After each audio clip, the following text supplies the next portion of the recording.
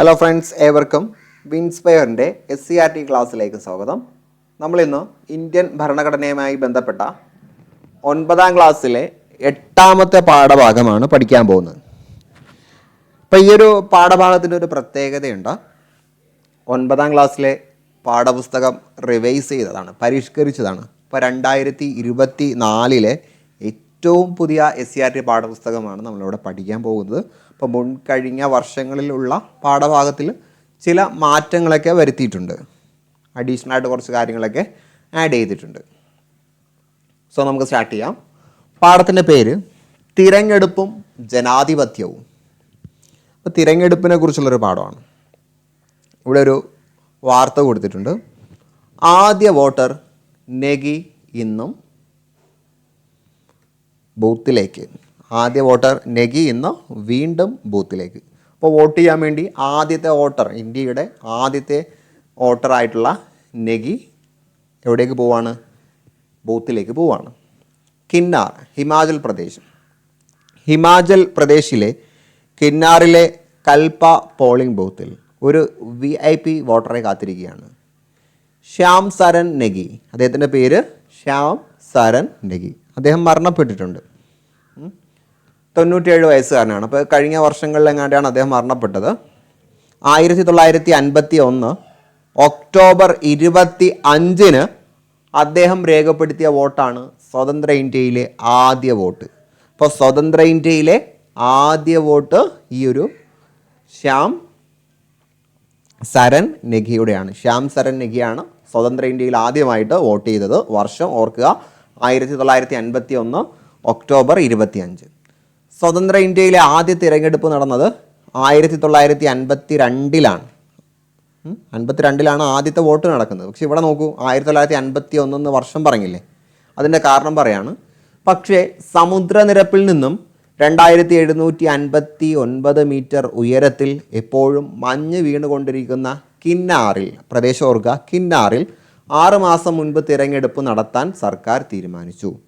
അങ്ങനെയാണ് നെഗി ആദ്യം വോട്ട് രേഖപ്പെടുത്തുന്നത്. സോ അവിടെ സമുദ്രനിരപ്പിൽ നിന്നും ഉയരത്തിലായതുകൊണ്ട് അല്പം വൈകി, 6 മാസങ്ങൾക്ക് ശേഷം വോട്ട് നടത്തിയാൽ അത് ബുദ്ധിമുട്ടാകും. അതുകൊണ്ടാണ് നേരത്തെ അവിടെ വോട്ട് നടത്തിയത്. സ്വാതന്ത്ര്യം കിട്ടിയതിൻ്റെ ആവേശമായിരുന്നു അന്ന് ഞങ്ങൾക്കെല്ലാം. അതിരില്ലാത്ത ആനന്ദവും അഭിമാനവുമായിരുന്നു വോട്ട് ചെയ്യാൻ ഇറങ്ങിയപ്പോൾ, ശ്യാം സരൺ നെഗി പറഞ്ഞു. അതിനുശേഷം 27 തിരഞ്ഞെടുപ്പുകളിൽ അദ്ദേഹം വോട്ട് ചെയ്തു. ഇത്തവണയും സമ്മതിദാനാവകാശം പാഴാക്കിയില്ലെന്ന് ദൃഢനിശ്ചയത്തിലാണ് അദ്ദേഹം. 2014 ലോക്സഭാ തിരഞ്ഞെടുപ്പിലെ പ്രചരണ അംബാസഡറാണ് നെഗി. അപ്പോൾ 2017 ലോക്സഭാ തിരഞ്ഞെടുപ്പിലെ ബ്രാൻഡ് അംബാസഡർ, പ്രചാരണ അംബാസഡർ നെഗിയായിരുന്നു. അദ്ദേഹം യുവതലമുറയോടായിട്ട് പറയുന്നത്, വോട്ട് ചെയ്യാതിരിക്കരുത്. രാജ്യത്തോട് നമുക്ക് അത് നിർവഹിക്കാനുള്ള, അതായത് വോട്ട് ചെയ്യാനുള്ള കർത്തവ്യമുണ്ട്. നമ്മുടെ രാജ്യത്തോട് നമ്മൾ ചെയ്യുന്ന ഒരു കർത്തവ്യമാണ് വോട്ട്. ഇന്ത്യയിലെ ആദ്യ വോട്ടറായ ശ്യാം സരൺ നെഗി വോട്ടർമാർക്ക് നൽകുന്ന സന്ദേശമാണ് മുകളിൽ കൊടുത്തിരിക്കുന്നത്. തിരഞ്ഞെടുപ്പിൽ വോട്ടവകാശം വിനിയോഗിക്കേണ്ടതിൻ്റെ പ്രാധാന്യത്തെപ്പറ്റി നെഗിയുടെ വാക്കുകളിൽ നിന്ന് നമുക്ക് വ്യക്തമായി. ജനാധിപത്യ രാജ്യങ്ങളിൽ കൃത്യമായ ഇടവേളകളിൽ തിരഞ്ഞെടുപ്പ് നടക്കാറുണ്ട്. ജനാധിപത്യ വ്യവസ്ഥയിൽ ജനപ്രതിനിധികളെ തിരഞ്ഞെടുക്കാനുള്ള സംവിധാനമാണ് തിരഞ്ഞെടുപ്പ്. തിരഞ്ഞെടുപ്പുകളില്ലാത്ത ജനാധിപത്യ വ്യവസ്ഥ നിലനിൽക്കുകയില്ല. അപ്പോൾ ജനാധിപത്യ വ്യവസ്ഥയിൽ ജനപ്രതിനിധികളെ തിരഞ്ഞെടുക്കാനുള്ള സംവിധാനമാണ് തിരഞ്ഞെടുപ്പ്. അപ്പോൾ അത് കൃത്യമായിട്ടുള്ള ഇടവേളകളിൽ നടത്തും. അപ്പോൾ എന്തുകൊണ്ട് ജനാധിപത്യത്തിൽ തിരഞ്ഞെടുപ്പ് നടത്തുന്നു, അതിൻ്റെ പ്രാധാന്യം എന്തെന്ന് ചോദിച്ചാൽ ഓർത്തിരിക്കുക, പ്രസ്താവനയിൽ വരുന്നതാണ്. തിരഞ്ഞെടുപ്പുകൾ ജനാഭിലാഷം പ്രതിഫലിപ്പിക്കുന്നു. അപ്പോൾ ജനങ്ങളുടെ ആഗ്രഹം അനുസരിച്ചുള്ള റിസൾട്ട് ആയിരിക്കും അതിലുണ്ടാവുക.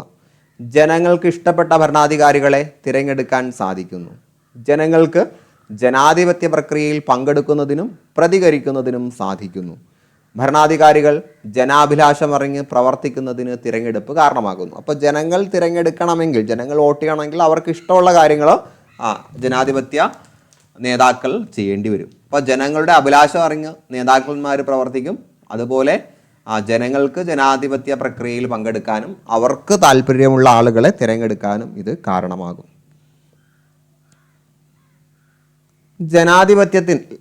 തിരഞ്ഞെടുപ്പുകൾക്ക് പ്രാധാന്യമുണ്ട് എന്ന് നമുക്ക് മനസ്സിലായി. ലോകത്ത് ഭൂരിഭാഗം രാജ്യത്തും സ്വീകരിച്ചിരിക്കുന്നത് ജനാധിപത്യ ഭരണക്രമമാണ് അല്ലേ. ലോകത്ത് ഭൂരിഭാഗം രാജ്യങ്ങളിലും ജനാധിപത്യ രീതിയാണുള്ളത്. എന്നാൽ ഈ രാജ്യങ്ങളിലെല്ലാം സ്വീകരിച്ചിരിക്കുന്ന തിരഞ്ഞെടുപ്പ് രീതികളും സമ്പ്രദായങ്ങളും വ്യത്യസ്തമാണ്. ചില രാജ്യങ്ങളിൽ പ്രത്യക്ഷ തിരഞ്ഞെടുപ്പും മറ്റു ചില രാജ്യങ്ങളിൽ പരോക്ഷ തിരഞ്ഞെടുപ്പും സ്വീകരിച്ചിട്ടുണ്ട്. അപ്പോൾ തിരഞ്ഞെടുപ്പ് രണ്ട് രീതിയിലുണ്ട്: പ്രത്യക്ഷ തിരഞ്ഞെടുപ്പ്, പരോക്ഷ തിരഞ്ഞെടുപ്പ്. ജനാധിപത്യ രാജ്യമായ ഇന്ത്യയിൽ വിവിധ പ്രാതിനിധ്യ സ്ഥാപനങ്ങളിലേക്ക് സ്വീകരിച്ചിരിക്കുന്ന തിരഞ്ഞെടുപ്പ് രീതികൾ താഴെ കൊടുത്ത ചാർട്ടിൽ നിരീക്ഷിക്കൂ. അപ്പോൾ ഇന്ത്യയിൽ പ്രത്യക്ഷ തിരഞ്ഞെടുപ്പും പരോക്ഷ തിരഞ്ഞെടുപ്പും നടത്താറുണ്ട്. സോ നമുക്ക് നോക്കാം എവിടെയൊക്കെയാണ് പ്രത്യക്ഷം, എവിടെയൊക്കെയാണ് പരോക്ഷം എന്ന് നമുക്ക് നോക്കാം. ലോകസഭ, സംസ്ഥാന നിയമസഭ, പ്രാദേശിക സ്വയംഭരണ സ്ഥാപനങ്ങൾ അല്ലേ. നമ്മുടെ MLA-മാരെ തിരഞ്ഞെടുക്കാൻ, പിന്നെ നമ്മുടെ നിയമസഭയിലെ അംഗങ്ങളെ തിരഞ്ഞെടുക്കാൻ, പ്രാദേശിക സ്വയംഭരണം, അത് നമ്മുടെ പഞ്ചായത്ത്, മുനിസിപ്പാലിറ്റി, ഇവിടെയുള്ള നേതാക്കന്മാരെ തിരഞ്ഞെടുക്കാൻ നാം നേരിട്ടാണ് വോട്ട് ചെയ്യുന്നത്. അത് പ്രത്യക്ഷ തിരഞ്ഞെടുപ്പാണ്. ഇനി രാഷ്ട്രപതിയെ, ഉപരാഷ്ട്രപതിയെ, രാജ്യസഭയിലെ അംഗങ്ങളെയൊക്കെ തിരഞ്ഞെടുക്കാൻ പരോക്ഷ തിരഞ്ഞെടുപ്പാണ് കേട്ടോ. പരോക്ഷ തിരഞ്ഞെടുപ്പാണ്. രാഷ്ട്രപതി, ഉപരാഷ്ട്രപതി, രാജ്യസഭ. ലോകസഭയിലേക്കും സംസ്ഥാന നിയമസഭയിലേക്കും പഞ്ചായത്ത്, നഗര ഭരണ സ്ഥാപനങ്ങളിലേക്കുമുള്ള പ്രതിനിധികളെ എങ്ങനെയാണ് തിരഞ്ഞെടുക്കുന്നത്? ജനങ്ങൾ നേരിട്ട് അവരുടെ പ്രതിനിധികളെ തിരഞ്ഞെടുക്കുകയാണ് അല്ലേ. ഈ രീതിയെ പ്രത്യക്ഷ തിരഞ്ഞെടുപ്പ് രീതി എന്ന് പറയുന്നു. എന്നാൽ രാഷ്ട്രപതി, ഉപരാഷ്ട്രപതി, രാജ്യസഭാംഗങ്ങൾ ഇവരെ നമ്മൾ നേരിട്ടാണോ തിരഞ്ഞെടുക്കുന്നത്? അല്ല. ഇവരെ തിരഞ്ഞെടുക്കുന്നത് ജനങ്ങൾ തിരഞ്ഞെടുത്തയച്ച പ്രതിനിധികൾ. അപ്പോൾ നമ്മൾ വോട്ട് ചെയ്ത് വിജയിപ്പിച്ച പ്രതിനിധികളാണ്. ലോകസഭയിലെയും സംസ്ഥാന നിയമസഭയിലെ അംഗങ്ങളൊക്കെ കൂടി ചേർന്നാണ് രാഷ്ട്രപതി, ഉപരാഷ്ട്രപതി, രാജ്യസഭ തുടങ്ങിയ നേതാക്കന്മാരെ, പ്രതിനിധികളെ തിരഞ്ഞെടുക്കുന്നത്. തിരഞ്ഞെടുക്കപ്പെട്ട ജനാധിപത്യ പ്രതിനിധികൾ വോട്ട് രേഖപ്പെടുത്തി പ്രതിനിധികളെ കണ്ടെത്തുന്ന രീതിയാണ് പരോക്ഷ തിരഞ്ഞെടുപ്പ് രീതി. അപ്പോൾ നമ്മൾ പ്രത്യക്ഷ വോട്ടിലൂടെ തിരഞ്ഞെടുത്ത ജനപ്രതിനിധികൾ അവർ വോട്ട് രേഖപ്പെടുത്തി അതിന് മുകളിലുള്ള നേതാക്കന്മാരെ, പ്രതിനിധികളെ തിരഞ്ഞെടുക്കുന്ന രീതിയാണ് പരോക്ഷ തിരഞ്ഞെടുപ്പ് രീതി. ഓക്കെ അല്ലേ. അപ്പോൾ ഇത് നമ്മുടെ സ്കൂളിൽ എങ്ങനെയാണ്, അല്ലെങ്കിൽ നമ്മുടെ ചുറ്റുഭാഗത്തും എങ്ങനെയൊക്കെയാണ് പ്രത്യക്ഷ തിരഞ്ഞെടുപ്പ്, പരോക്ഷ തിരഞ്ഞെടുപ്പ് വന്നിട്ടുള്ളതെന്ന് ഇവിടെ ചെയ്യാൻ തന്നിട്ടുണ്ട്. നമ്മുടെ ക്ലാസ്സിലെ പ്രതിനിധി, പഞ്ചായത്ത് മെമ്പറൊക്കെ പ്രത്യക്ഷ തിരഞ്ഞെടുപ്പാണ്. പരോക്ഷ തിരഞ്ഞെടുപ്പ് സ്കൂൾ ചെയർമാനെ തിരഞ്ഞെടുക്കുന്നത് ക്ലാസ് ലീഡേഴ്സ് വോട്ട് ചെയ്താണ്. പഞ്ചായത്ത് മെമ്പർ വോട്ട് ചെയ്താണ്, മെമ്പേഴ്സ് വോട്ട് ചെയ്താണ് പഞ്ചായത്ത് പ്രസിഡന്റിനെ തിരഞ്ഞെടുക്കുന്നത്. അത് പരോക്ഷ തിരഞ്ഞെടുപ്പാണ് അല്ലേ. ഇനി ഇതുപോലുള്ള എക്സാമ്പിൾസ് ഉണ്ടെങ്കിൽ കണ്ടെത്തി എഴുതാനാണ്. ദെൻ കേവല ഭൂരിപക്ഷ വ്യവസ്ഥ. അപ്പോൾ ഇലക്ഷനിലെ പ്രധാനപ്പെട്ട ഒരു ടേമാണ് കേവല ഭൂരിപക്ഷം. കേവല ഭൂരിപക്ഷം നമ്മൾ സ്ഥിരം വാർത്തകളിൽ കേൾക്കും അല്ലേ. എന്താണ് കേവല ഭൂരിപക്ഷം എന്നാണ് നമ്മളിനി പഠിക്കാൻ പോകുന്നത്. സോ നിങ്ങളോട് എനിക്ക് പറയാനുള്ളത്, ഇത് 9ാം ക്ലാസ്സിലെ പാഠഭാഗമാണ്. ഈ ക്ലാസ് കുറച്ച് ലെങ്തി ആവുകയാണെങ്കിൽ എപ്പോഴും പറയുന്നത് പോലെ സ്പ്ലിറ്റ് ചെയ്ത് കേൾക്കുക. ഏതെങ്കിലും ഒരു പ്രധാന ടോപ്പിക്കിൻ്റെ അവിടെ സ്റ്റോപ്പ് ചെയ്തിട്ട് ജസ്റ്റ് ഒന്ന് ചെറിയ ബ്രേക്ക് എടുത്തിട്ട് ബാക്കി കേൾക്കുക. സോ നമുക്ക് ബാക്കി നോക്കാം. പ്രത്യക്ഷ പരോക്ഷ തിരഞ്ഞെടുപ്പ് രീതികൾ നമ്മൾ പരിചയപ്പെട്ടു. ഇന്ത്യയിൽ പ്രത്യക്ഷ തിരഞ്ഞെടുപ്പ് രീതി പിന്തുടരുന്നത് ലോകസഭ, സംസ്ഥാന നിയമസഭ, പഞ്ചായത്ത്, ഭരണ സ്ഥാപനങ്ങൾ എന്നിവിടങ്ങളിലാണ്. അവിടെ തിരഞ്ഞെടുപ്പുകളിൽ കേവല ഭൂരിപക്ഷ സമ്പ്രദായമാണ് നാം സ്വീകരിച്ചിരിക്കുന്നത്. അപ്പോൾ നമ്മുടെ പ്രത്യക്ഷ തിരഞ്ഞെടുപ്പ് രീതിയുള്ള സംവിധാനങ്ങളിൽ കേവല ഭൂരിപക്ഷ സമ്പ്രദായമാണ് നാം സ്വീകരിച്ചിരിക്കുന്നത്. ഈ സമ്പ്രദായം അനുസരിച്ച് തിരഞ്ഞെടുപ്പ് നടത്തുന്നത് താഴെ പറയുന്ന രീതിയിലാണ്. അപ്പോൾ എന്താണ് കേവല ഭൂരിപക്ഷ വ്യവസ്ഥ കൊണ്ട് ഉദ്ദേശിക്കുന്നതെന്നാണ് പറയുന്നത്. രാജ്യത്തെ വിവിധ നിയോജക മണ്ഡലങ്ങളായി തിരിക്കുന്നു. ഒരു നിയോജക മണ്ഡലത്തിൽ നിന്നും ഒരു പ്രതിനിധിയെ തിരഞ്ഞെടുക്കുന്നു അല്ലേ. ഒരു പ്രതിനിധിയാണ് ഒരു നിയോജക മണ്ഡലത്തിൽ നിന്നും തിരഞ്ഞെടുക്കുന്നത്. എത്ര സ്ഥാനാർത്ഥികൾക്ക് വേണമെങ്കിലും മത്സരിക്കാം അല്ലേ. ആ നിയോജക മണ്ഡലത്തിൽ മത്സരിക്കാൻ എത്ര പേർക്ക് കഴിയും, അതിൽ നിന്ന് ഒരാളെയാണ് നമ്മൾ തിരഞ്ഞെടുക്കുന്നത്. മറ്റ് സ്ഥാനാർത്ഥികളെ അപേക്ഷിച്ച് കൂടുതൽ വോട്ട് ലഭിക്കുന്ന ആളാണ് വിജയിയാവുന്നത് അല്ലേ. അപ്പോൾ കൂടുതൽ വോട്ട് ചെയ്യുന്ന ആളുകൾ വിജയിക്കുന്നു. ഇതാണ് കേവല ഭൂരിപക്ഷ വ്യവസ്ഥ. അത് എളുപ്പമാണ്, അത് മനസ്സിലാക്കാൻ എളുപ്പമാണ്. കൂടുതൽ OTT ജയിക്കുന്നു. അതൊക്കെയാണ് നമ്മൾ പ്രത്യക്ഷ തിരഞ്ഞെടുപ്പ് രീതിയിൽ ചെയ്യുന്നത്. ലളിതവും എളുപ്പത്തിൽ നടപ്പിലാക്കാൻ കഴിയുന്നതുമാണ് ഈ ഒരു കേവല ഭൂരിപക്ഷ വ്യവസ്ഥ എന്ന് പറയുന്നത്. അതുകൊണ്ട് തന്നെ ലോകത്തെ ഭൂരിഭാഗം ജനാധിപത്യ രാജ്യങ്ങളും കേവല ഭൂരിപക്ഷ വ്യവസ്ഥയാണ് സ്വീകരിച്ചിരിക്കുന്നത്. അപ്പോൾ അധികം ജനവിഭാഗങ്ങളും സ്വീകരിച്ചിരിക്കുന്നത് കേവല ഭൂരിപക്ഷ വ്യവസ്ഥയാണ്. കേവല ഭൂരിപക്ഷ വ്യവസ്ഥ നമ്മൾ മനസ്സിലാക്കി. ഇനി മറ്റൊരു പ്രാതിനിധ്യ വ്യവസ്ഥ ഉണ്ട്, ആനുപാതിക പ്രാതിനിധ്യ വ്യവസ്ഥ. ഇന്ത്യയിൽ പരോക്ഷ തിരഞ്ഞെടുപ്പ് രീതി പിന്തുടരുന്ന രാഷ്ട്രപതി, ഉപരാഷ്ട്രപതി, രാജ്യസഭാ തിരഞ്ഞെടുപ്പുകളിൽ ആനുപാതിക പ്രാതിനിധ്യ വ്യവസ്ഥയാണ് സ്വീകരിച്ചിരിക്കുന്നത്. അപ്പോൾ പരോക്ഷ തിരഞ്ഞെടുപ്പ് രീതിയിൽ ആനുപാതികം, പ്രത്യക്ഷ രീതിയിൽ കേവല ഭൂരിപക്ഷ വ്യവസ്ഥ. അപ്പോൾ സംസ്ഥാനങ്ങളിൽ നിന്ന് രാജ്യസഭയിലേക്കുള്ള അംഗങ്ങളെ തിരഞ്ഞെടുക്കുന്നത് അതാത് സംസ്ഥാന നിയമസഭകളിലെ MLA-മാരാണ്. അപ്പോൾ സംസ്ഥാനങ്ങളിൽ നിന്നും രാജ്യസഭയിലേക്കുള്ള അംഗങ്ങളെ തിരഞ്ഞെടുക്കുന്നത് ആരാണ്? അതാത് സംസ്ഥാന നിയമസഭകളിലെ MLA-മാരാണ് വോട്ട് ചെയ്ത് രാജ്യസഭയിലേക്ക് ആളുകളെ തിരഞ്ഞെടുക്കുന്നത്. സംസ്ഥാന നിയമനിർമ്മാണ സഭയിൽ ഓരോ രാഷ്ട്രീയ പാർട്ടിക്കുമുള്ള അംഗബലത്തിന് ആനുപാതികമായിട്ട് അവർക്ക് രാജ്യസഭാ പ്രതിനിധികളെ തിരഞ്ഞെടുക്കാൻ കഴിയും. അപ്പോൾ സംസ്ഥാന നിയമനിർമ്മാണ സഭയിൽ രാഷ്ട്രീയ പാർട്ടികൾക്ക് എത്ര അംഗങ്ങളുണ്ട്, എത്ര അംഗങ്ങളാണ് അവിടെ തിരഞ്ഞെടുക്കപ്പെട്ടിട്ടുള്ളത്, അതിന് ആനുപാതികമായിട്ടാണ് രാജ്യസഭാ പ്രതിനിധികളെ തിരഞ്ഞെടുക്കാൻ സാധിക്കുന്നത്. അപ്പോൾ ഒരു 30% അല്ലെങ്കിൽ ഒരു 30 സീറ്റാണ് ലഭിച്ചത് എങ്കിൽ അതിന് ആനുപാതികമായിട്ട്, ആ 30-ന് ആനുപാതികം എന്ന് പറയുമ്പോൾ ഇവിടെ എത്രയാണോ അതിന് തുല്യമായിട്ടുള്ള എണ്ണമല്ല രാജ്യസഭയിലുള്ളത്, എണ്ണത്തിൽ ചെറിയ വ്യത്യാസം ഉണ്ടല്ലോ. അപ്പോൾ അതിൻ്റെ അനുപാതം അനുസരിച്ച്, അപ്പോൾ 30% അനുപാതം അനുസരിച്ചുള്ള അംഗങ്ങളെ ആ പാർട്ടിയിൽ നിന്നും രാജ്യസഭയിലേക്ക് തിരഞ്ഞെടുക്കാൻ കഴിയും. അപ്പോൾ ഇതാണ് ആനുപാതിക പ്രാതിനിധ്യ വ്യവസ്ഥ. ഇപ്പോൾ സംസ്ഥാന നിയമനിർമ്മാണ സഭയിൽ ഓരോ രാഷ്ട്രീയ പാർട്ടിക്കുമുള്ള അംഗബലത്തിന് ആനുപാതികമായി, അതിൻ്റെ റേഷ്യോ അനുസരിച്ച് ആനുപാതികമായിട്ട് അവർക്ക് രാജ്യസഭാ പ്രതിനിധികളെ തിരഞ്ഞെടുക്കാൻ കഴിയും. ഇതാണ് ആനുപാതിക പ്രാതിനിധ്യ വ്യവസ്ഥ എന്ന് പറയുന്നു. മനസ്സിലായി എന്ന് കരുതുന്നു. സോ അടുത്ത ടോപ്പിക്കിലേക്ക് വരാം. നിയോജക മണ്ഡലങ്ങൾ നാം പറഞ്ഞു, നമ്മുടെ പ്രത്യക്ഷ തിരഞ്ഞെടുപ്പിൻ്റെ സമയത്ത് ഓരോ പ്രദേശങ്ങളെയും നിയോജക മണ്ഡലങ്ങളായിട്ട് തിരിക്കുമെന്ന് പറഞ്ഞു അല്ലേ. കേരളത്തിലെ ലോകസഭാ മണ്ഡലങ്ങളുടെയും കാസർഗോഡ് ജില്ലയിൽപ്പെട്ട മഞ്ചേശ്വരം നിയമസഭാ മണ്ഡലത്തിൻ്റെയും ഭൂപടമാണ് നൽകിയിരിക്കുന്നത്. ഇവിടെ നോക്കുമ്പോൾ കേരളത്തിലെ ലോകസഭാ മണ്ഡലങ്ങളുടെ ചിത്രങ്ങൾ കൊടുത്തിട്ടുണ്ട്, മാപ്പ് കൊടുത്തിട്ടുണ്ട്. കണ്ണൂർ, വടകര, വയനാട്, കോഴിക്കോട്, ഇങ്ങനെ 20 നിയോജക മണ്ഡലങ്ങളുടെ മാപ്പ് ഇവിടെ കൊടുത്തിട്ടുണ്ട്. ഈ ഭാഗത്ത് നിങ്ങൾക്ക് നോക്കുമ്പോൾ മഞ്ചേശ്വരം നിയമസഭാ മണ്ഡലവും കൊടുത്തിട്ടുണ്ട്. കാസർഗോഡിലെ മഞ്ചേശ്വരം, കാസർഗോഡ് ജില്ലയിലെ മഞ്ചേശ്വരം നിയമസഭാ മണ്ഡലവും കൊടുത്തിട്ടുണ്ട്.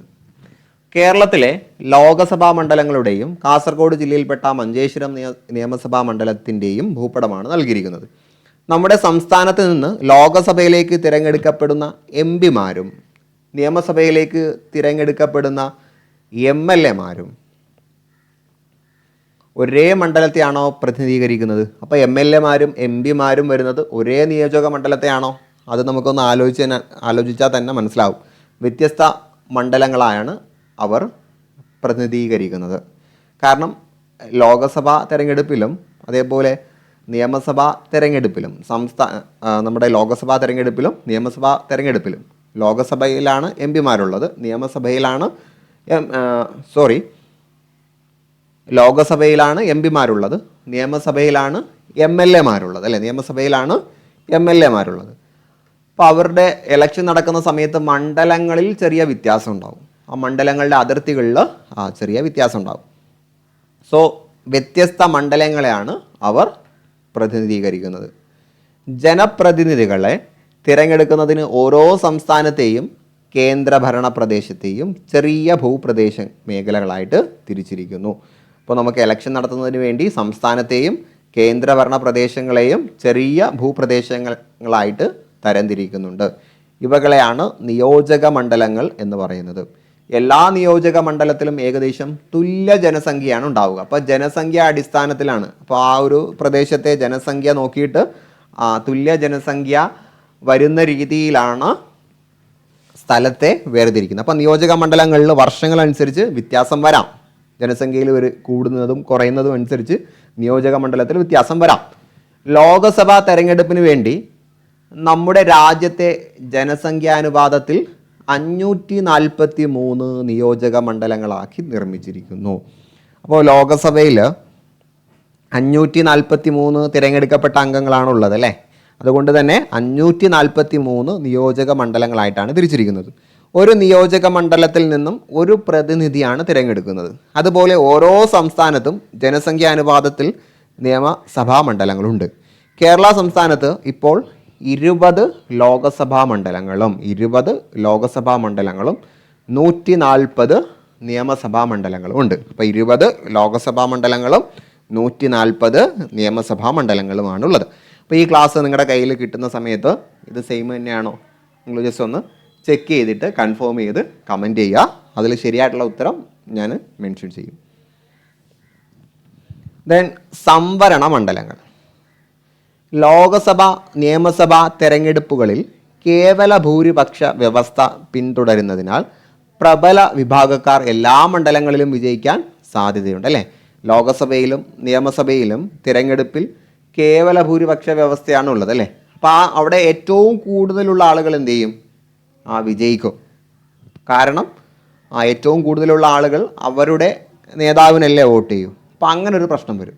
എന്നാൽ സമൂഹത്തിലെ ദുർബലരുടെയും അടിച്ചമർത്തപ്പെട്ട വിഭാഗക്കാരുടെയും പ്രാതിനിധ്യം ലോക്സഭയിലും സംസ്ഥാന നിയമസഭയിലും ഉറപ്പുവരുത്തണ്ടേ? അതിനുവേണ്ടി ലോകസഭയിലും സംസ്ഥാന നിയമസഭയിലും ഇത്തരം വിഭാഗക്കാരുടെ അപ്പോൾ സംവരണം ചെയ്യാൻ അർഹരായ വിഭാഗക്കാരുടെ പ്രാതിനിധ്യം ഉറപ്പുവരുത്തുന്നതിന് വേണ്ടിയാണ് ഭരണഘടനാ നിർമ്മാതാക്കൾ സംവരണ മണ്ഡലങ്ങൾ എന്ന തത്വം നടപ്പിലാക്കിയത്.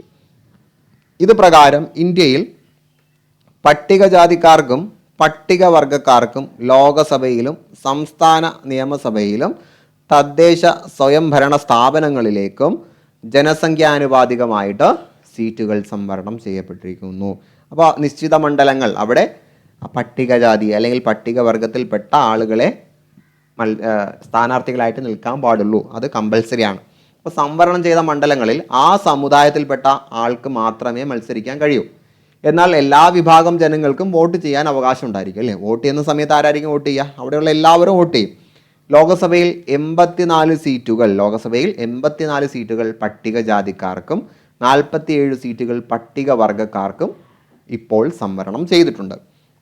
അപ്പോൾ ലോകസഭയിൽ 84 സീറ്റുകൾ പട്ടികജാതിക്കാർക്കും 47 സീറ്റുകൾ പട്ടികവർഗക്കാർക്കും. അപ്പോൾ ഇത് 84, ഇത് 47. അത് കുറേ കഴിയുമ്പോൾ അതിൽ വ്യത്യാസം വരും കേട്ടോ.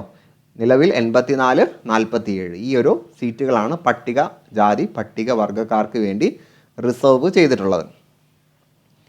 ദെൻ സ്വാതന്ത്ര്യവും നീതിപൂർവവുമായ തിരഞ്ഞെടുപ്പ്.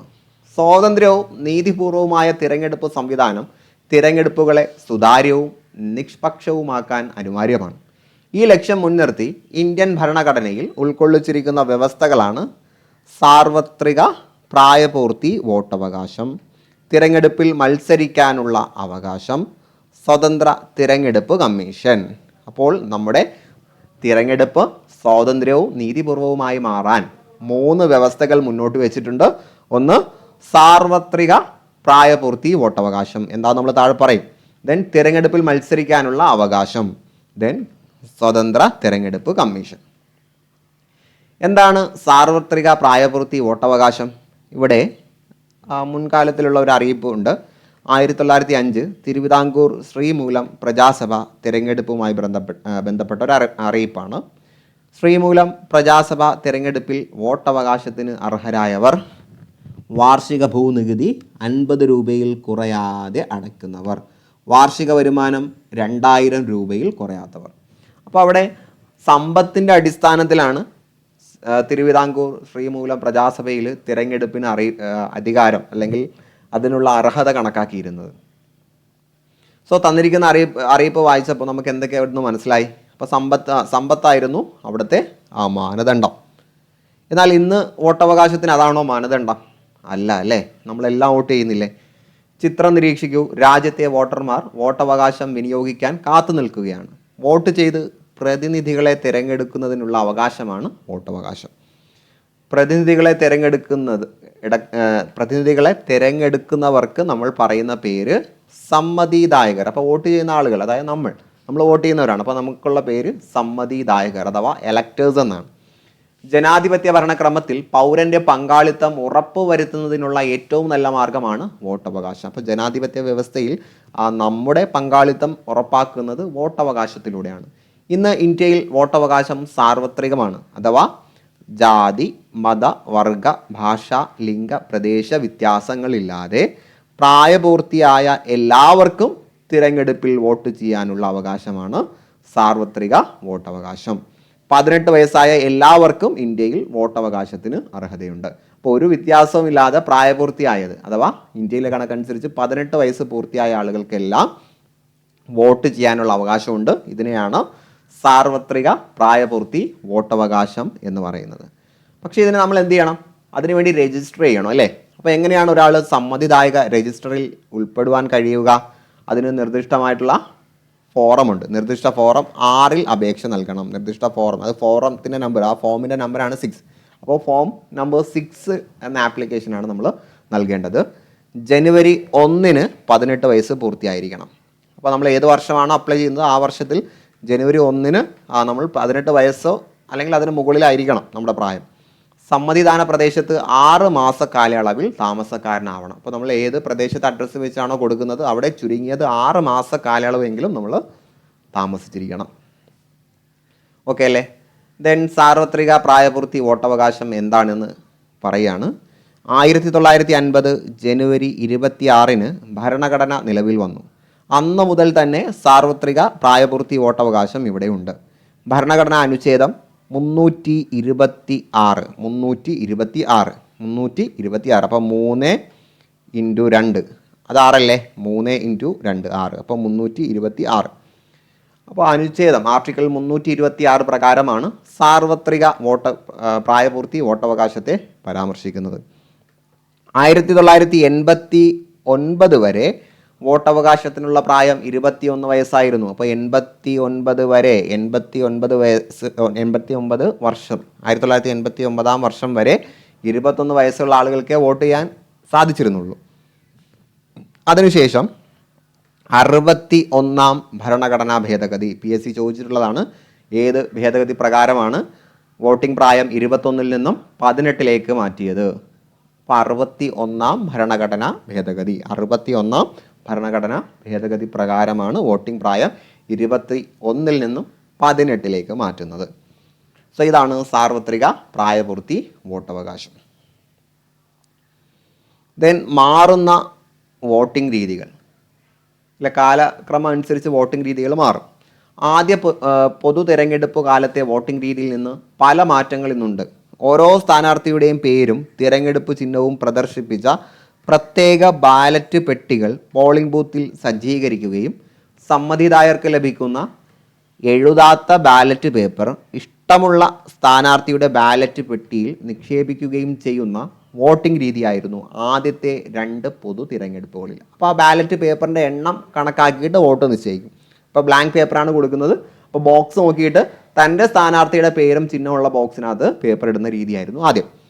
സമ്മതിദായകർ ഇഷ്ടപ്പെടുന്ന സ്ഥാനാർത്ഥിക്ക് ബാലറ്റ് പേപ്പറിൽ വോട്ട് ചെയ്ത് പോളിംഗ് ബൂത്തിൽ സ്ഥാപിച്ച ബാലറ്റ് പെട്ടിയിൽ നിക്ഷേപിക്കുന്ന രീതിയാണ് 2ാം പൊതു തിരഞ്ഞെടുപ്പിന് ശേഷം സ്വീകരിച്ചത്. അപ്പോൾ 2ാം പൊതു തിരഞ്ഞെടുപ്പിൽ വന്നത് സമ്മതിദായകർ ഇഷ്ടപ്പെടുന്ന സ്ഥാനാർത്ഥിക്ക് ബാലറ്റ് പേപ്പറിൽ വോട്ട് ചെയ്ത്, അപ്പോൾ ബാലറ്റ് പേപ്പറിൽ എന്ത് ചെയ്യും? വോട്ട് രേഖപ്പെടുത്തും. എന്നിട്ട് അതൊരു കോമൺ ആയിട്ടുള്ള പോളിംഗ് ബോക്സിൽ കൊണ്ടിടും. ഇതായിരുന്നു 2ാമത്. 1ാമത് ബ്ലാങ്ക് പേപ്പർ അവരുടെ സ്ഥാനാർത്ഥിയുടെ ബോക്സിലിടുന്നു. 2ാമത്തിൽ അവിടെ ഒരു ബാലറ്റ് ബോക്സ് ഉണ്ട്. അതിൽ ബാലറ്റ് പേപ്പറിൽ ആർക്കാണോ വോട്ട് രേഖപ്പെടുത്തുന്നത് ആ ഒരു സ്ഥാനാർത്ഥിയുടെ പേരും ചിഹ്നമൊക്കെ എഴുതി കൊണ്ടിടുന്ന രീതി. 1990കളുടെ അവസാനത്തിൽ തിരഞ്ഞെടുപ്പ് കമ്മീഷൻ ഇലക്ട്രോണിക് വോട്ടിംഗ് മെഷീൻ അഥവാ EVM അത് അവതരിപ്പിച്ചു. ഇന്ത്യയിൽ ആദ്യമായി കേരളത്തിലാണ് ഇലക്ട്രോണിക് വോട്ടിംഗ് മെഷീൻ ഉപയോഗിച്ച് തിരഞ്ഞെടുപ്പ് നടന്നത്. പഠിച്ചു വയ്ക്കുക, PYQ ആണ്. ഇന്ത്യയിൽ ആദ്യമായിട്ട് EVM ഉപയോഗിച്ചത് കേരളത്തിലാണ്. ഇന്ന് രാജ്യത്ത് എല്ലായിടത്തും EVM ആണ് ഉപയോഗിക്കുന്നത് അല്ലേ? അപ്പോൾ അതിനെ ചൊല്ലി കുറേ വിമർശനങ്ങളും കാര്യങ്ങളൊക്കെ വരുന്നുണ്ട്. ദെൻ നമ്മൾ പിന്നെ പറഞ്ഞു തിരഞ്ഞെടുപ്പിൽ മത്സരിക്കാനുള്ള അവകാശം. അപ്പോൾ സ്വതന്ത്രവും നീതിപൂർവമായിട്ടുള്ള തിരഞ്ഞെടുപ്പിൻ്റെ വ്യവസ്ഥകളിൽ പെട്ടതാണ് തിരഞ്ഞെടുപ്പിൽ മത്സരിക്കാനുള്ള അവകാശം. അപ്പോൾ ആർക്കാണ് മത്സരിക്കാനുള്ള അവകാശം? തിരഞ്ഞെടുപ്പിൽ മത്സരിക്കാനും ജനപ്രതിനിധിയാകാനും എല്ലാ പൗരന്മാർക്കും അവകാശമുണ്ട്. അപ്പോൾ എല്ലാ പൗരന്മാർക്കും അവകാശമുണ്ട്. ജനപ്രാതിനിധ്യ നിയമം അനുസരിച്ച് വോട്ടർ പട്ടികയിൽ പേര് രജിസ്റ്റർ ചെയ്തിട്ടുള്ള ഏതൊരു ഇന്ത്യൻ പൗരനും മറ്റ് അയോഗ്യതകൾ കൽപ്പിച്ചിട്ടില്ലെങ്കിൽ തിരഞ്ഞെടുപ്പിൽ മത്സരിക്കാം. അപ്പോൾ നമ്മുടെ പേര് വോട്ടേഴ്സ് ലിസ്റ്റിലുണ്ട്, നമ്മുടെ പേരിൽ വേറെ മറ്റൊരു അയോഗ്യതകളും ഇല്ല എങ്കിൽ നമുക്ക് ഇലക്ഷന് പങ്കെടുക്കാം. മത്സരിക്കുന്നതിന് കുറഞ്ഞ പ്രായപരിധി നിശ്ചയിച്ചിട്ടുണ്ട്. അപ്പോൾ ആ ഒരു പ്രായപൂർത്തിയായിരിക്കണം. എത്ര പ്രായമാണോ നിഷ്കർഷിച്ചിട്ടുള്ളത് അത് പൂർത്തിയാവുകയും വേണം. അപ്പോൾ ഇവിടെ തന്നിട്ടുണ്ട് ഏതൊക്കെ തിരഞ്ഞെടുപ്പിൽ എത്ര പ്രായം വേണമെന്നുള്ളത്. രാഷ്ട്രപതിയാകാൻ കുറഞ്ഞത് 35, ഉപരാഷ്ട്രപതിയാകാൻ കുറഞ്ഞത് 35. അപ്പോൾ രാഷ്ട്രപതി ഉപരാഷ്ട്രപതി എന്നത് ഉയർന്ന സ്ഥാനങ്ങളാണ്. അപ്പോൾ ഏറ്റവും ഉയർന്ന പ്രായപരിധിയും അവിടെയാണ്. 35 വയസ്സാണ് ഏറ്റവും കുറഞ്ഞ പ്രായം. ഇനി രാജ്യസഭ അംഗം ആകണമെങ്കിൽ, രാജ്യസഭയിലെ അംഗമാകണമെങ്കിൽ 30 കേട്ടോ, 30. ലോകസഭയിലെ അംഗമാകണമെങ്കിൽ 25. അപ്പോൾ ലോകസഭയിലെയും സംസ്ഥാന നിയമസഭയിലെയും അംഗങ്ങളാകാൻ 25 പ്രായപരിധി. ലോകസഭ, സംസ്ഥാന നിയമസഭ. ഇനി അതിന് താഴെയെല്ലാം 21. നഗരസഭ, പഞ്ചായത്തുകളിൽ ഇലക്ഷന് നിൽക്കാൻ 21.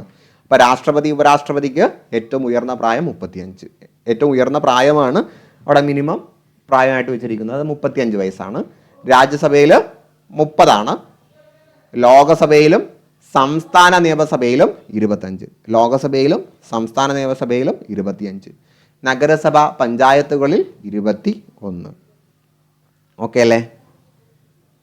ദെൻ സ്വതന്ത്ര തിരഞ്ഞെടുപ്പ് കമ്മീഷൻ. പിന്നെ അവസാനമായിട്ട് നമ്മൾ അതിൻ്റെ തിരഞ്ഞെടുപ്പ് വ്യവസ്ഥയുടെ പ്രത്യേകതയിൽ പറഞ്ഞതാണ് നമ്മുടേത് സ്വതന്ത്ര തിരഞ്ഞെടുപ്പ് കമ്മീഷൻ ആയിരിക്കണം. എന്നാലേ നീതിപൂർവമായിട്ടുള്ള സ്വതന്ത്രമായിട്ടുള്ള ഒരു തിരഞ്ഞെടുപ്പ് ഇവിടെ നടക്കുകയുള്ളൂ.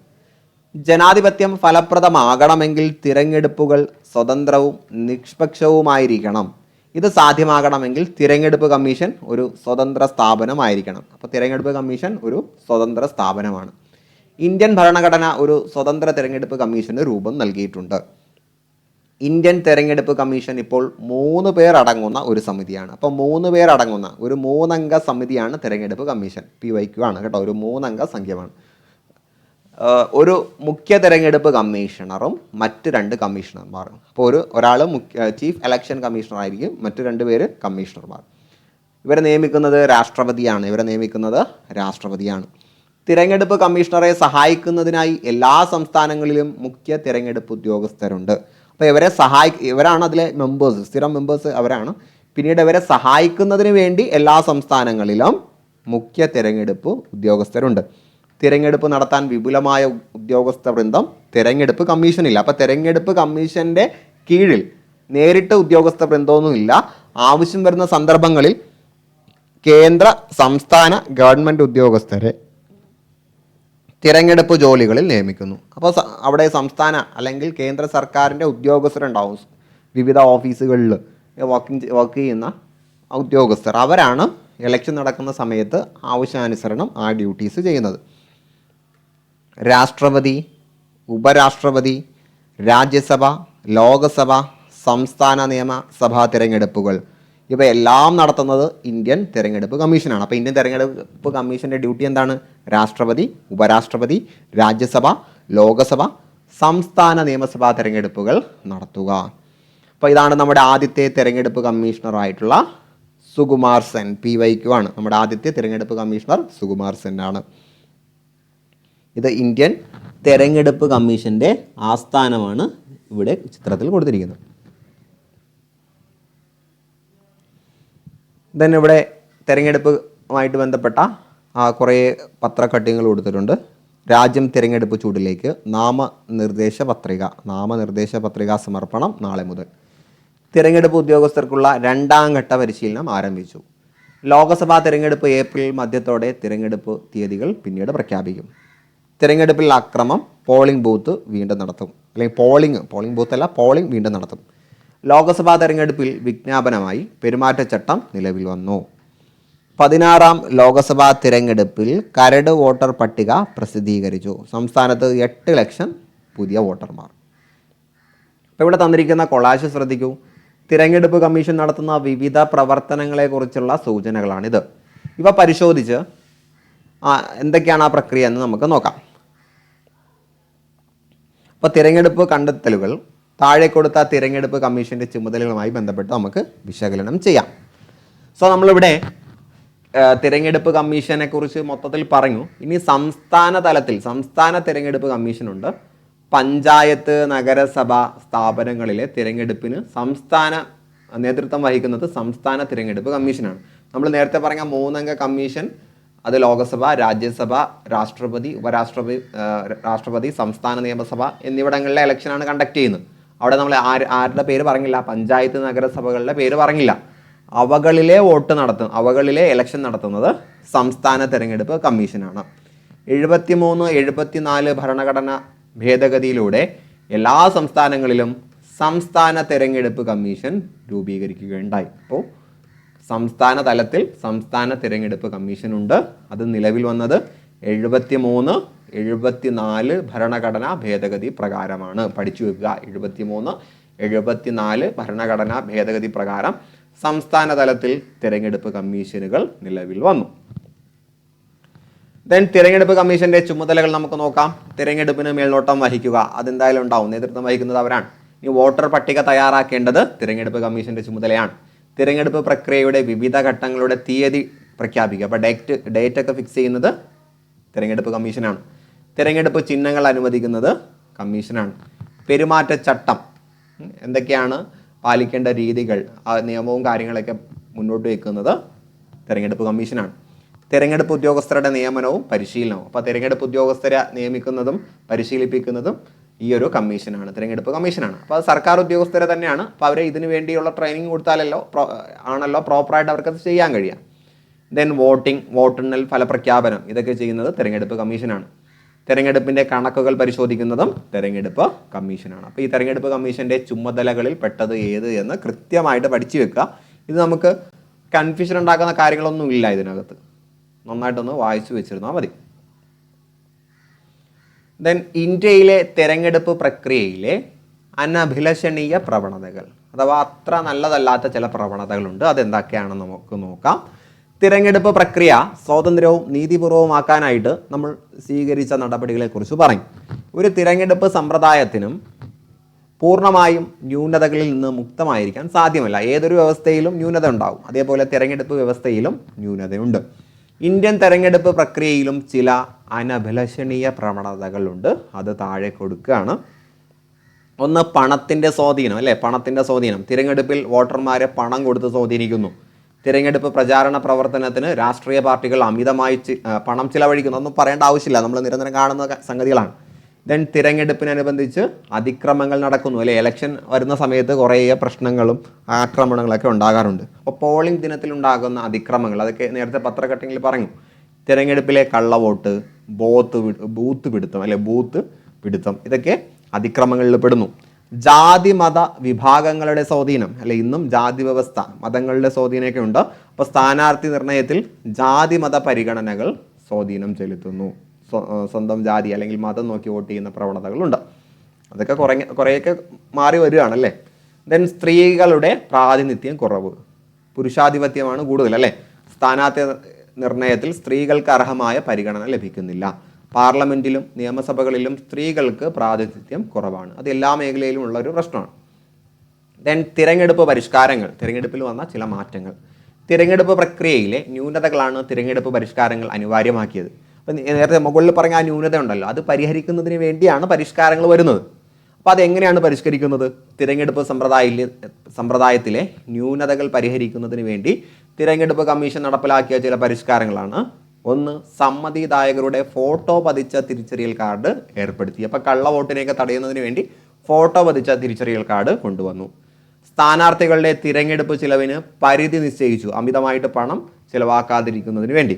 രാഷ്ട്രീയ പാർട്ടിക്കും സ്ഥാനാർത്ഥിക്കുമുള്ള പെരുമാറ്റച്ചട്ടം, അതിക്രമങ്ങളും മറ്റു പ്രവർത്തനങ്ങളും കുറയ്ക്കുന്നതിന് വേണ്ടി പെരുമാറ്റച്ചട്ടം കൊണ്ടുവന്നു. തിരഞ്ഞെടുപ്പ് തിരഞ്ഞെടുപ്പുകളിൽ ഇലക്ട്രോണിക് വോട്ടിംഗ് മെഷീൻ നടപ്പിലാക്കി. അപ്പോൾ EVM വരുമ്പോൾ അതിലെ കൃത്രിമം കാണിക്കാനുള്ള സാധ്യത കുറവാണെന്നാണ് പറയുന്നത്. പക്ഷെ അവിടെ കുറേ ആരോപണങ്ങളും മറ്റും നിലനിൽക്കുന്നുണ്ട്. ദെൻ സമ്മതിദായകരുടെ ഫോട്ടോ പതിച്ച വോട്ടർ പത്രിക പ്രസിദ്ധീകരിച്ചു. അപ്പോൾ അതൊന്നും കൂടി അവർക്ക് ID കാർഡ് കൊടുക്കുന്നു, അതിനൊപ്പം തന്നെ വോട്ടർ പട്ടിക കൂടിയുണ്ട്. അപ്പോൾ അതിൽ വെരിഫൈ ചെയ്തിട്ടാണ് നമ്മൾ വോട്ട് ചെയ്യാൻ കയറുന്ന സമയത്ത് അത് വെരിഫൈ ചെയ്തിട്ടാണ് നമ്മൾ വോട്ട് ചെയ്യാൻ അനുവദിക്കുന്നത്. അപ്പോൾ അത്രയും കള്ളവോട്ട് കുറയ്ക്കുന്നതിന് വേണ്ടിയുള്ള നടപടികളാണ് ഇന്ന് നടന്നുകൊണ്ടിരിക്കുന്നത്.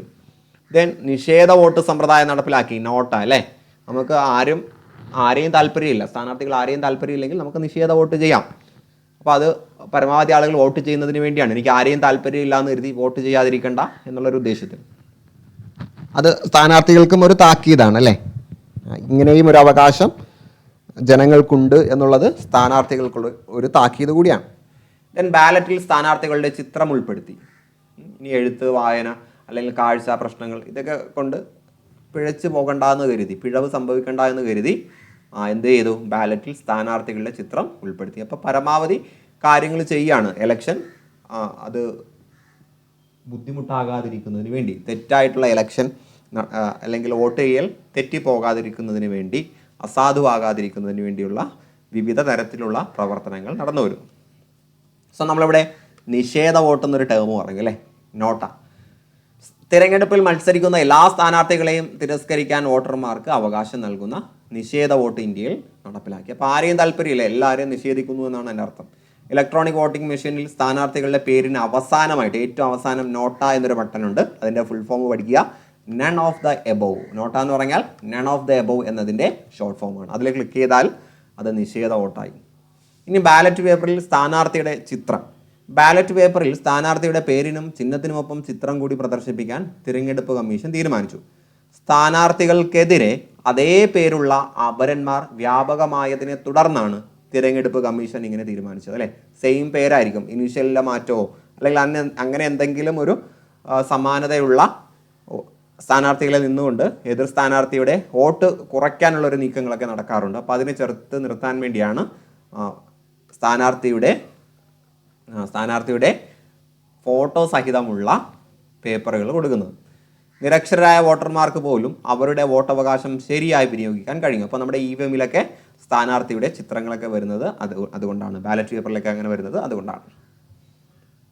ദെൻ തിരഞ്ഞെടുപ്പും രാഷ്ട്രീയ പാർട്ടികളും.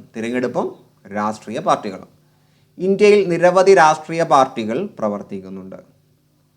സോ ഞാനൊന്നുകൂടി ഓർമ്മപ്പെടുത്തുകയാണ്, ക്ലാസ് കുറച്ച് ലെങ്തി ആയി എന്ന് തോന്നുന്നവർ ഈ ഒരു ഭാഗത്ത് വെച്ച് ബ്രേക്ക് എടുക്കുക, എന്നിട്ട് ബാക്കി കേൾക്കുക. ദെൻ നമ്മുടെ വിൻസ്പയറിൻ്റെ ചാനലിൽ SCRT സീരീസ് ക്ലാസ്സുകൾ ഇന്ത്യ ചരിത്രവും മറ്റു നമ്മൾ ഡിസ്കസ് ചെയ്തിട്ടുണ്ട്. ഇന്ത്യ ചരിത്രം, ലോക ചരിത്രം, കേരള ചരിത്രം തുടങ്ങിയ ടോപ്പിക്സ്. അപ്പോൾ അതൊരു 10th 12th ലെവൽ, ഒരു 10th ലെവൽ വരെയൊക്കെയാണ് നമ്മൾ ഡിസ്കസ് ചെയ്തിട്ടുള്ളത്. ഇനി ഡിഗ്രി ലെവൽ വരെ നീണ്ടു നിൽക്കുന്ന NCERT സീരീസൊക്കെ ചെയ്യണമെന്ന് താല്പര്യമുണ്ട്. സോ നിങ്ങളുടെ സപ്പോർട്ടും പിന്തുണയും ചാനലിലുണ്ടാവുക. അങ്ങനെയാണെങ്കിൽ നമുക്ക് കംപ്ലീറ്റ് ഒതൻറ്റിക് ആയിട്ടുള്ള സോഴ്സുകൾ നിങ്ങളുടെ മുന്നിൽ എത്തിക്കാൻ കഴിയും. അതിന് നിങ്ങൾ ചെയ്യേണ്ടത്, നിങ്ങൾക്ക് ഈ ഒരു വീഡിയോ ഇഷ്ടമാകണമെങ്കിൽ ഉറപ്പായിട്ടും ലൈക്ക് ചെയ്യുക. നിങ്ങളുടെ കൂട്ടുകാരിലേക്ക്, പഠിക്കുന്ന ആളുകളിലേക്കൊക്കെ ഇത് എത്തിച്ച് നമ്മുടെ ചാനലിനെ ഒന്നുകൂടി മുന്നോട്ട് കൊണ്ടുപോകുന്നതിലേക്കുള്ള സപ്പോർട്ട് നിങ്ങളുടെ ഭാഗത്തുനിന്ന് ഉണ്ടാവണം. സോ നമുക്ക് ബാക്കി നോക്കാം. തിരഞ്ഞെടുപ്പും രാഷ്ട്രീയ പാർട്ടികളും. ഇന്ത്യയിൽ നിരവധി രാഷ്ട്രീയ പാർട്ടികൾ പ്രവർത്തിക്കുന്നുണ്ട്. ജനാധിപത്യ പ്രക്രിയയുടെ അവിഭാജ്യ ഘടകമാണ് രാഷ്ട്രീയ പാർട്ടികൾ. അപ്പോൾ എന്താണ് രാഷ്ട്രീയ പാർട്ടി? ഒരു പ്രത്യയ ശാസ്ത്ര കാഴ്ചപ്പാടിൻ്റെ അടിസ്ഥാനത്തിൽ സംഘടിക്കുകയും രാഷ്ട്രീയ അധികാരം നേടുന്നതിനായി നിരന്തരം പ്രവർത്തിക്കുകയും ചെയ്യുന്ന സംഘടനകളാണ് രാഷ്ട്രീയ പാർട്ടികൾ. അപ്പോൾ ഒരു പ്രത്യയ ശാസ്ത്രം, ഒരു ആശയം, ആ ഒരു ആശയത്തിൽ ഊന്നിക്കൊണ്ട് നമ്മുടെ രാഷ്ട്രാധികാരം നേടുന്നതിന് വേണ്ടി നിരന്തരം പ്രവർത്തിക്കുക, ജനങ്ങളെ സേവിക്കുക എന്നുള്ള ഉദ്ദേശത്തിലായിരിക്കണം. അത് മറ്റൊരു വശം. അതിനോട് എത്രമാത്രം നീതി പുലർത്തും എന്നുള്ളതെന്ന് നമ്മളിപ്പോൾ പറയുന്നില്ല, അതിനുള്ള സ്പേസ് അല്ലല്ലോ. സോ ഒരു രാഷ്ട്രീയ പാർട്ടിയുടെ പ്രധാന ചുമതല എന്തെന്നൊക്കെ നോക്കാം. ഒന്ന്, ഗവൺമെൻറ്റിനെയും ജനങ്ങളെയും ബന്ധിപ്പിക്കുന്നു. ഗവൺമെൻറ്റിനും ജനങ്ങൾക്കും ഇടയിലുള്ള ആ ഒരു മീഡിയേറ്ററാണ് ഈ രാഷ്ട്രീയ പാർട്ടികൾ. അപ്പോൾ നമ്മുടെ ആവശ്യങ്ങളെല്ലാം ഗവൺമെൻറ്റിൻ്റെ മുന്നിലേക്ക് വളരെ സുതാര്യമായിട്ട് എത്തിക്കുന്നതിൽ രാഷ്ട്രീയ പാർട്ടികൾക്ക് പങ്കുണ്ട്. പൊതുജനാഭിപ്രായം രൂപീകരിക്കുന്നു. അപ്പോൾ ജനങ്ങളുടെ ഇഷ്ടവും അഭിലാഷവും അനുസരിച്ചായിരിക്കും ഒരു പാർട്ടി രൂപീകരിക്കുന്നത്, ഒരു പാർട്ടിയുടെ പ്രവർത്തനങ്ങൾ നിർണ്ണയിക്കപ്പെടുന്നത്. ദെൻ ജനങ്ങൾക്കിടയിൽ രാഷ്ട്രീയ ബോധവൽക്കരണം നടത്തുക, തിരഞ്ഞെടുപ്പിൽ മത്സരിച്ച് ഭൂരിപക്ഷം ലഭിക്കുന്ന പാർട്ടികൾ ഗവൺമെൻറ് രൂപീകരിക്കുന്നു. അപ്പോൾ ഗവൺമെൻറ് രൂപീകരിക്കുക എന്നുള്ളത് രാഷ്ട്രീയ പാർട്ടികളുടെ ദൗത്യമാണ്. പക്ഷേ തിരഞ്ഞെടുപ്പിൽ മത്സരിച്ച് വിജയിച്ചാലേ ഗവൺമെൻറ് രൂപീകരിക്കാൻ കഴിയുള്ളൂ. ദെൻ തിരഞ്ഞെടുപ്പിൽ മത്സരിച്ച് ഭൂരിപക്ഷം ലഭിക്കാത്ത പാർട്ടികൾ ക്രിയാത്മക പ്രതിപക്ഷമായി പ്രവർത്തിക്കുന്നു. അപ്പോൾ വിജയിക്കാത്ത ആളുകൾ എന്ത് ചെയ്യണം? ഗവൺമെൻറ്റിന് ആവശ്യമായിട്ടുള്ള അഭിപ്രായങ്ങളും നിർദ്ദേശങ്ങളും ഇനി എന്തെങ്കിലും പോരായ്മകളുണ്ടല്ലെങ്കിൽ അത് ചൂണ്ടിക്കാട്ടിയും ഒരു ക്രിയാത്മക പ്രതിപക്ഷമായിട്ട് നിൽക്കണം. അപ്പോൾ ഈ അവസാനം പറഞ്ഞ 2 പോയിന്റ് പ്രത്യേകം ശ്രദ്ധിക്കുക. അപ്പോൾ ജനങ്ങളെയും ഗവൺമെൻറ്റിനെയും ബന്ധിപ്പിക്കുന്നത് രാഷ്ട്രീയ പാർട്ടികളാണ്. പൊതുജന അഭിപ്രായം രൂപീകരിക്കുന്നത് രാഷ്ട്രീയ പാർട്ടിയാണ്. രാഷ്ട്രീയ ബോധവൽക്കരണം നടത്തേണ്ടത് രാഷ്ട്രീയ പാർട്ടിയാണ്. തിരഞ്ഞെടുപ്പിൽ മത്സരിച്ച് ഭൂരിപക്ഷം കിട്ടിക്കഴിഞ്ഞാൽ ഗവൺമെൻറ് രൂപീകരിക്കും, ഇല്ല എങ്കിൽ ഒരു ക്രിയാത്മക പ്രതിപക്ഷമായി പ്രവർത്തിക്കും.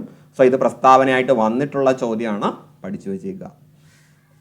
ദെൻ തിരഞ്ഞെടുപ്പ് പ്രകടന പത്രികയെക്കുറിച്ച് നമ്മൾ നേരത്തെ ഒരു കൊളാഷിൽ പറഞ്ഞിരുന്നു. എന്താണ് പ്രകടന പത്രിക?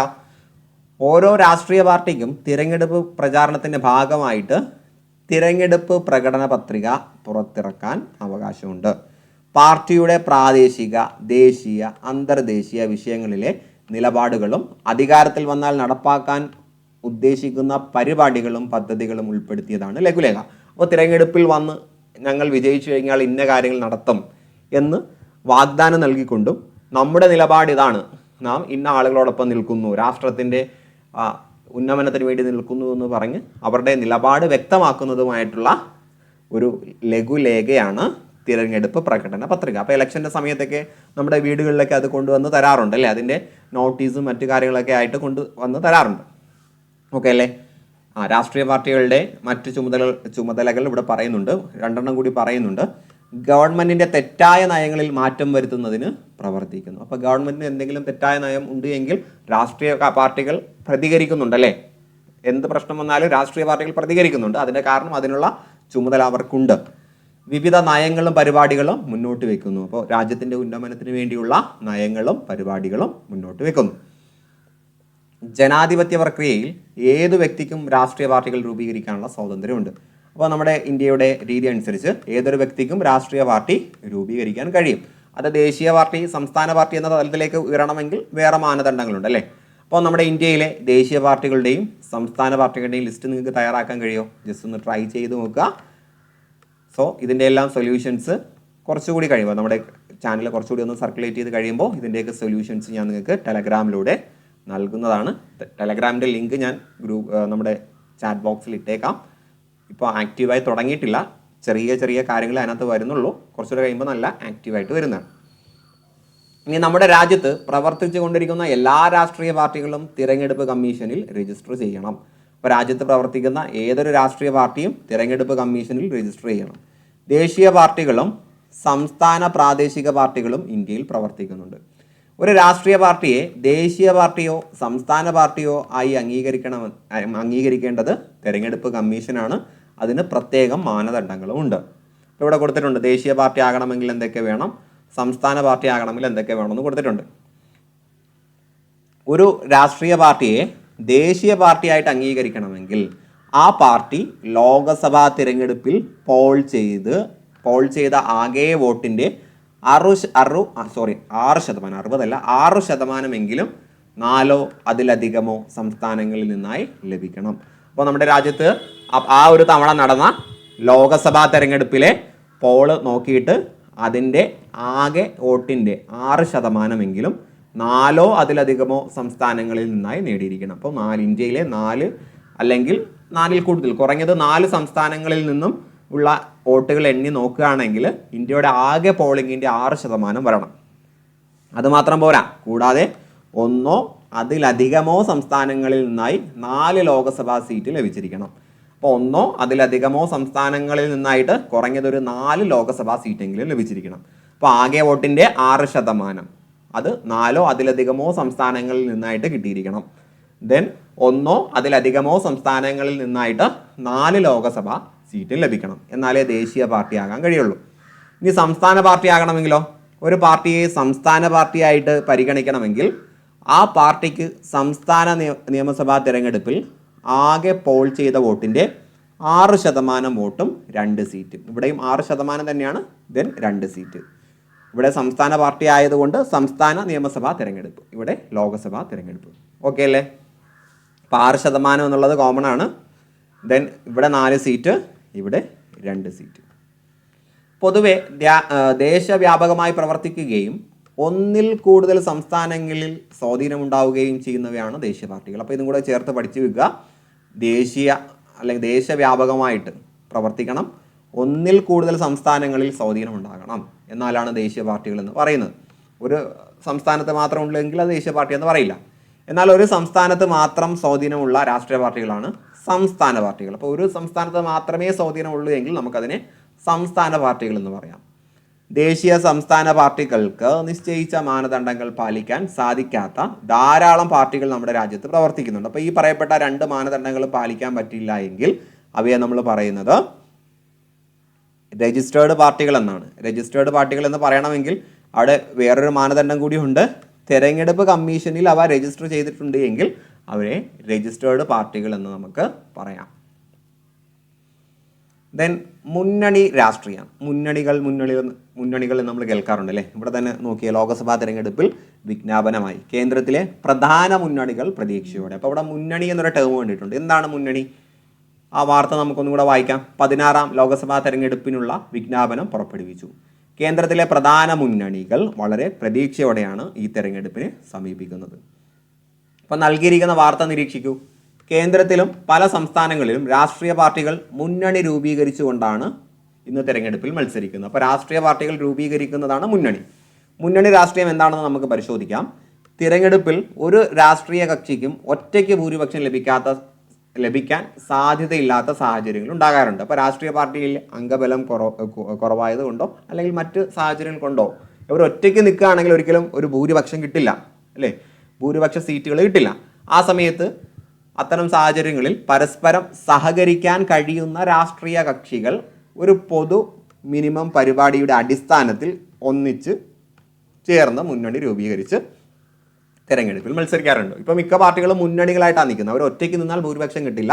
അപ്പോൾ അവരോട് ചേർന്ന് നിന്ന് പ്രവർത്തിക്കാൻ സാധ്യതയുള്ള, ഒത്തുപോകാൻ സാധ്യതയുള്ള പാർട്ടികളുമായിട്ട് ചേർന്ന് നിന്ന് മുന്നണി നിർമ്മിക്കുന്നു. ഇതാണ് മുന്നണി രാഷ്ട്രീയം അഥവാ കോളിഷൻ പൊളിറ്റിക്സ് എന്ന് പറയുന്നത്.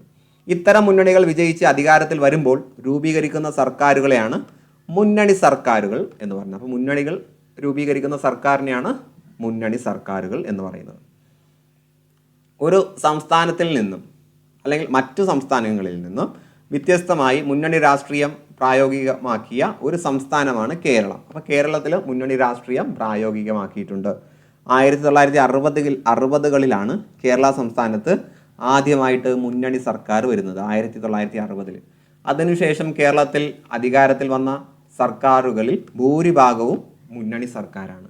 ഇത് കേന്ദ്രത്തിലും വിവിധ സംസ്ഥാനങ്ങളിലും മുന്നണി സർക്കാരുകളാണ് നിലവിലുള്ളത്. ഇന്ന് നമ്മുടെ കേന്ദ്രത്തിലും മുന്നണിയാണ് അല്ലേ? ഏതാണ് കേന്ദ്രത്തിലെ മുന്നണി? കേന്ദ്രത്തിലെ മുന്നണി ഏതാണെന്ന് കമൻറ്റ് ചെയ്യുക. കേരളത്തിലെ അല്ല, കേന്ദ്രത്തിലെ. ദെൻ തിരഞ്ഞെടുപ്പ് പ്രവചന ശാസ്ത്രം. തിരഞ്ഞെടുപ്പ് പ്രവചന ശാസ്ത്രം, സിഫോളജി എന്ന് പറയും. ഇംഗ്ലീഷ് വൊക്കാബുലറിയിൽ നമുക്കത് ആവശ്യമാണ്, പഠിച്ചു വയ്ക്കുക. സിഫോളജി എന്ന് പറഞ്ഞാൽ തിരഞ്ഞെടുപ്പ് പ്രവചന ശാസ്ത്രം. തിരഞ്ഞെടുപ്പ് ഫലപ്രഖ്യാപനത്തിനു മുമ്പ് രാഷ്ട്രീയ പാർട്ടികളുടെയും മുന്നണികളുടെയും വിജയ സാധ്യത പരിശോധിച്ച് പ്രവചിക്കുന്ന പഠനശാഖ. അപ്പോൾ രാഷ്ട്രീയ പാർട്ടികളുടെയും മുന്നണികളുടെയും വിജയ സാധ്യത പരിശോധിച്ചിട്ട് പ്രവചിക്കുകയാണ്. ഇത്ര വോട്ട് കിട്ടുമെന്നൊക്കെ പറഞ്ഞ് പ്രവചിപ്പിക്കുകയാണ്. അഭിപ്രായ സർവേകൾ, മാധ്യമ വിശകലനങ്ങൾ, അഭിമുഖങ്ങൾ, എക്സിറ്റ് പോൾ, മുൻ തിരഞ്ഞെടുപ്പ് ഫലങ്ങൾ എന്നിവ മുൻനിർത്തിയാണ് ഫലങ്ങൾ പ്രവചിക്കാറുള്ളത്. അപ്പോൾ ഇവകൾ പ്രവചിക്കാൻ സഹായിക്കുന്നത് അഭിപ്രായ സർവേ, മാധ്യമ വിശകലനം, അഭിമുഖം, എക്സിറ്റ് പോള്, മുൻ തിരഞ്ഞെടുപ്പ് ഫലങ്ങൾ. രാഷ്ട്രീയ കക്ഷികൾക്ക് അനുകൂലമായോ പ്രതികൂലമായോ ഉള്ള പൊതുജനാഭിപ്രായം പ്രവചനത്തിലൂടെ മനസ്സിലാക്കാൻ സാധിക്കും. അപ്പോൾ ഇത് കാണുമ്പോൾ നമുക്ക് മനസ്സിലാവും ഏത് രാഷ്ട്രീയ കക്ഷികൾക്ക് അനുകൂലമായിട്ടാണ് അല്ലെങ്കിൽ പ്രതികൂലമായിട്ടാണ് ജനങ്ങൾക്ക് വികാരമുള്ളതെന്ന് നമുക്ക് മനസ്സിലാവും. തിരഞ്ഞെടുപ്പ് പ്രവചനങ്ങൾ പലപ്പോഴും പൂർണ്ണമായിട്ട് ശരിയാകണമെന്നില്ല അല്ലേ? പ്രവചനം നടത്തുന്നതിന് തിരഞ്ഞെടുപ്പ് കമ്മീഷൻ ഇപ്പോൾ നിയന്ത്രണങ്ങൾ കൊണ്ടുവന്നിട്ടുണ്ട്. അപ്പോൾ നിലവിൽ നിയന്ത്രണങ്ങളുണ്ട്. ഇന്ത്യയിലെ തെരഞ്ഞെടുപ്പ് സംവിധാനത്തിൻ്റെ പ്രത്യേകതകൾ നമ്മൾ പരിചയപ്പെട്ടു. ഇതുവരെ വിശകലനം ചെയ്തതിൽ നിന്നും സ്വാതന്ത്ര്യവും നിഷ്പക്ഷവുമായ തിരഞ്ഞെടുപ്പ് കമ്മീഷൻ, കൃത്യമായ ഇടവേളകളിൽ നടത്തപ്പെടുന്ന തിരഞ്ഞെടുപ്പ്, സാർവത്രിക പ്രായപൂർത്തി, വോട്ടവകാശം, ഭരണാധികാരികളെ തിരഞ്ഞെടുക്കാനുള്ള ജനങ്ങളുടെ സ്വാതന്ത്ര്യം എന്നിവ ഇന്ത്യൻ ജനാധിപത്യത്തെ ശക്തിപ്പെടുത്താൻ സഹായിച്ചിട്ടുണ്ട് എന്ന് നമുക്ക് മനസ്സിലാക്കാം.